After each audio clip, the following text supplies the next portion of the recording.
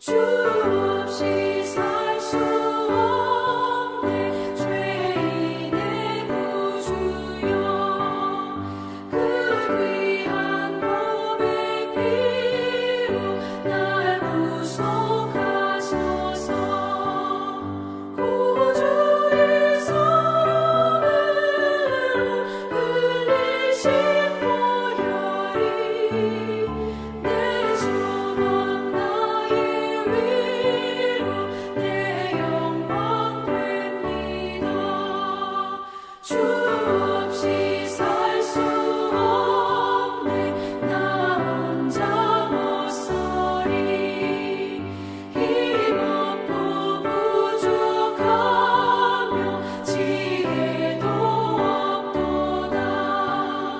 내 주는 나의 생명 또 나의 힘이라.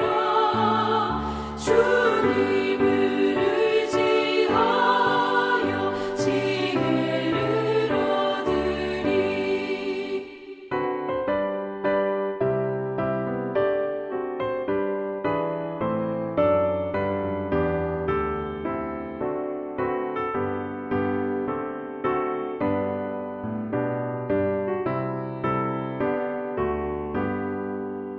주 없이 살 수 없네. 내 주는 하신다. 내 영의 깊은 간구 마음의 소원을 주밖에 나의 마음 위하여 주리요. 내 마음 위로하사 영원케 하시네. 주 없이 살 수 없네. 세월이 흐르고 이 깊은 고독 속에 내 생명 끝나도 사나운 풍랑일 때 날 지켜주시니 내 곁에 계신 주님 늘 힘이 됩니다. 아멘.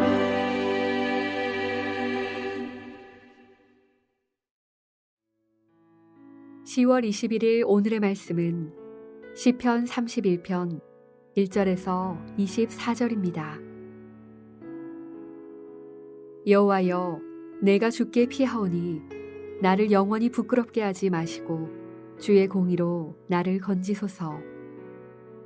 내게 귀를 기울여 속히 건지시고 내게 견고한 바위와 구원하는 산성이 되소서.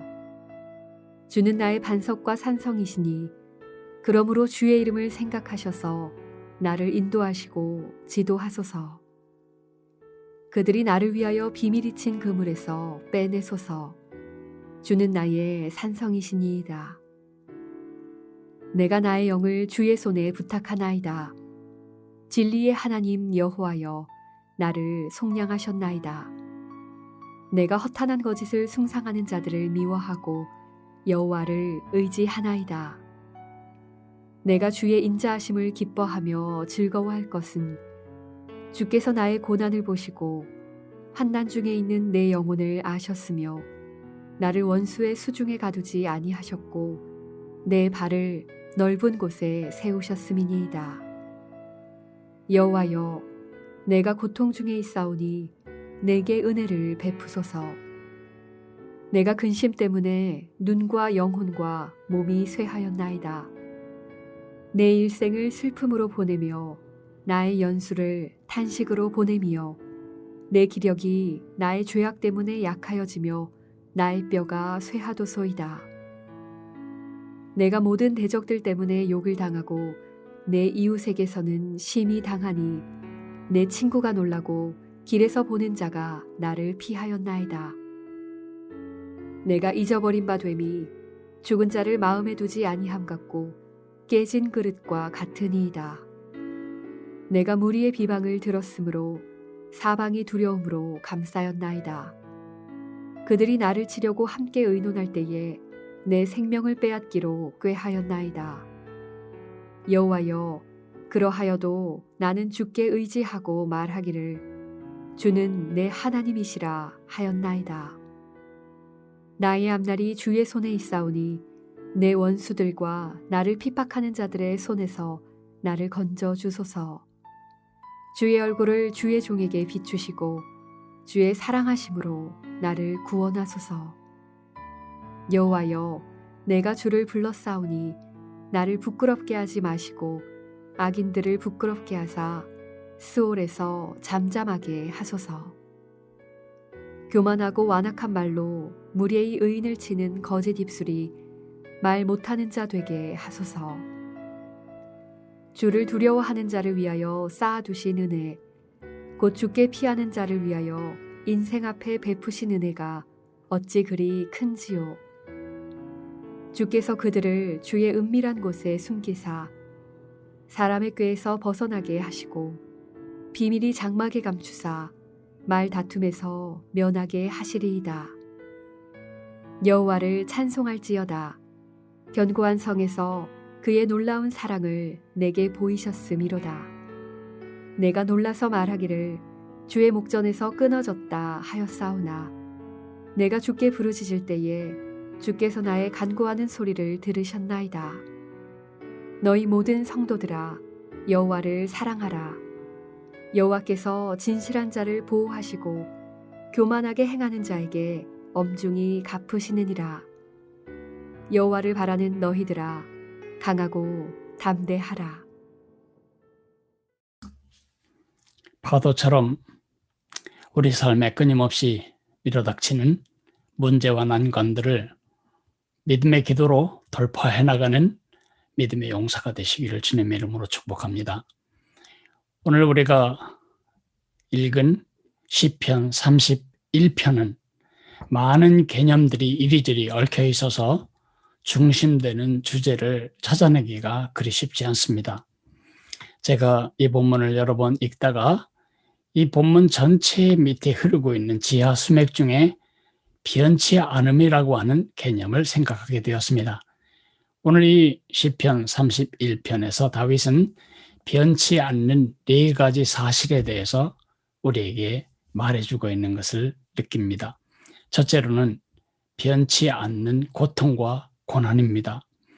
원수 사탄은 에덴 동산 이후로 지금까지 그리고 주님 오시는 날까지 계속해서 하나님의 백성들을 하나님으로부터 떼어놓음으로써 그들의 삶을 고난과 핍박 가운데서 망하게 하고 그리고 그들이 누려야 할 삶의 자유와 축복을 박탈하려고 하는 것입니다.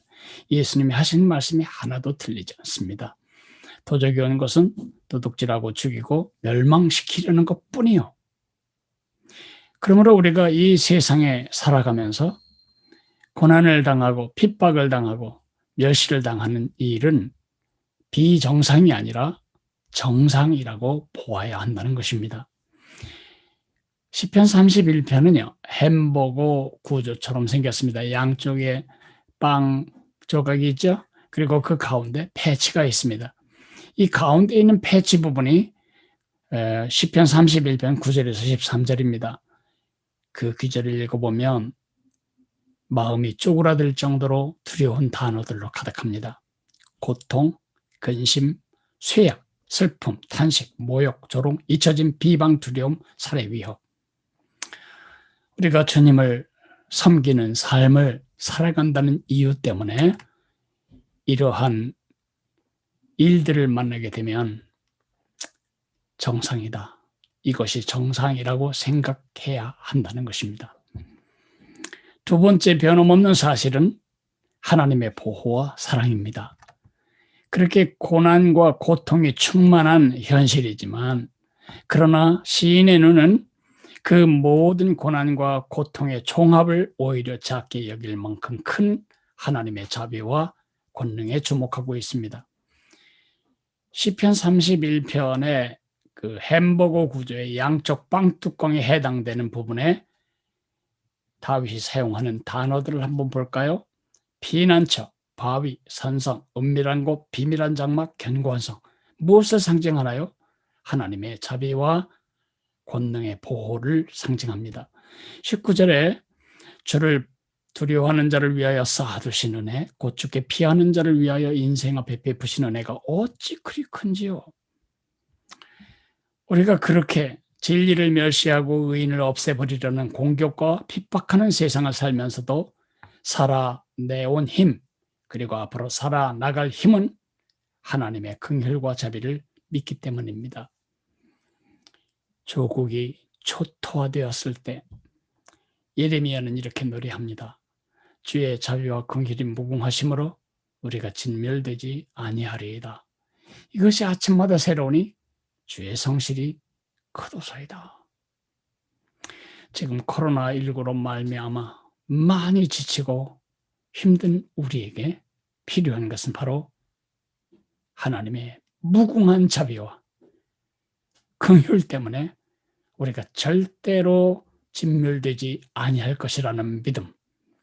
코로나 때문에 이것도 못하고 저것도 빼앗기고 이것도 실패하는 것이 아니라 코로나 덕분에 얻을 것이 훨씬 많은 그런 결론을 향하여 우리를 이끄시는 하나님의 자비와 긍휼, 그것을 의탁하는 믿음, 그것이 우리에게 필요합니다. 세 번째로 변함없는 것은 우리의 믿음의 기도입니다. 내 문제를 하나님의 문제로 전환시키는 지혜가 바로 기도입니다. 시편 31편 햄버거 구조의 양쪽 빵 부분에 해당하는 내용을 자세히 읽어보면 소서라는 말이 4번씩 나옵니다. 하소서, 되소서, 건져 주소서, 내소서, 소서 무슨 뜻이죠? 기도하는 것입니다. 건져 주세요. 도와주세요. 빼내주세요. 이렇게 지켜주세요. 하나님의 은혜와 긍휼을 기도하는 소리입니다. 하나님의 자비와 긍휼과 능력에 내 문제를 연결하는 방법은 믿음의 기도입니다. 여러분의 개인적인 문제가 되었던, 교회적인 문제가 되었던, 우리 한국교회 문제가 되었던 여러분이 문제를 만날 때마다 해야 할 일은 뭐죠? 믿음으로 기도하는 것입니다. 하나님, 당신의 통치를 허락하소서. 당신 권능의 지혜, 권능과 지혜로 개입하소서. 이렇게 하나님에게 믿음으로 간구하는 것입니다. 기도는 내 문제를 하나님의 문제로 전환시키는 하나님 백성들의 너무나 큰 지혜입니다. 이 지혜를 낭비하지 않으시기를 바랍니다. 마지막으로 변함없는 것은 예수 그리스도의 모본입니다. 여러분, 예수님보다 더 악인들에게 핍박과 반대를 받은 사람이 있을까요? 예수님보다 더 악한 세상의 고통과 고난과 압박을 받은 사람이 있겠냐고요. 그러나 예수님은 다른 어떤 누구보다도 하나님의 계획을 믿고 확신하였습니다. 그리고 예수님은 그렇게 기도하셨습니다. 오늘 6절 말씀, 그 6절 말씀이 누가복음 23장 46절에서 예수님께서 십자가에 돌아가실 때에 하신 기도였습니다. 나의 영을 주께 부탁하나이다. 베드로전서 2장 23절에서 베드로는 이렇게 예수님을 기록하고 있습니다. 욕을 당하시되 맞대어 욕하지 아니하시고 고난을 당하시되 위협하지 아니하시고 오직 공의로 심판하신 이에게 부탁하시며. 예수님 많은 고통 당하셨습니다. 예수님 하나님이셨지만 하나님의 뜻을 이루기 위해 이 땅에서 십자가까지 지셔야 했습니다. 그러나 예수님은 하나님을 끝까지 의탁하셨습니다. 그의 영혼을 하나님께 의탁하고 숨지셨습니다. 그러니 우리는 얼마나 더 그래야 할까요? 4가지 고난과 고통이 언제나 있을 것입니다. 우리가 타협하고 세상에 무릎을 꿇지 않는 한 세상의 압박과 핍박은 언제나 우리에게 있을 것입니다. 그러나 겁내지 마세요. 하나님의 자비와 긍휼이 언제나 우리를 보호하십니다. 그것을 우리가 믿는다면 믿음의 기도로 우리의 적은 문제를 크신 하나님의 문제로 전환시켜야 합니다. 기도하면 내 개인적인 문제가 하늘나라의 공적인 비즈니스로 변환됩니다. 전환됩니다.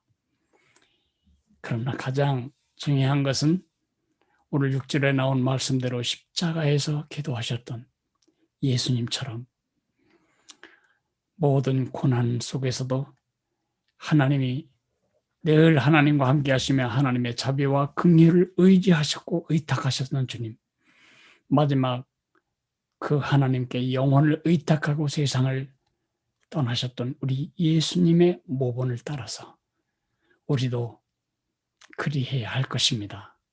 기도하겠습니다.